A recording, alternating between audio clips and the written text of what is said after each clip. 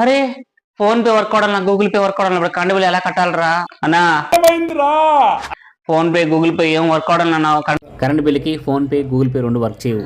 అవునా? ఇప్పుడు ఎలా అన్నా? మళ్ళీ మొదటి నుంచి మీ సేవ వేసి ఆ లైన్ లో నిలబడి కరెంట్ బిల్ కట్టాలన్నా ఆఫీస్ కడ వేసి ఆన్లైన్ నిలబడి కట్టాలా? అయ్యో ఇప్పుడు దానికి అవసరం లేదు. ట్రాన్సాక్షన్ ద్వారా ఫోన్ పే గూగుల్ పే ద్వారా చేస్తున్నాము. ఇప్పుడు యాప్ ద్వారా ఇన్స్టాల్ చేసుకుంటే మాకు ఎటువంటి అదనపు ఛార్జెస్ పడవు. దీనికి మీరు చేయాల్సిందల్లా మీ మొబైల్లో ప్లే స్టోర్ ఆన్ చేసి సత్రాన్ పవర్ అనే యాప్ని ఇన్స్టాల్ చేసుకోండి.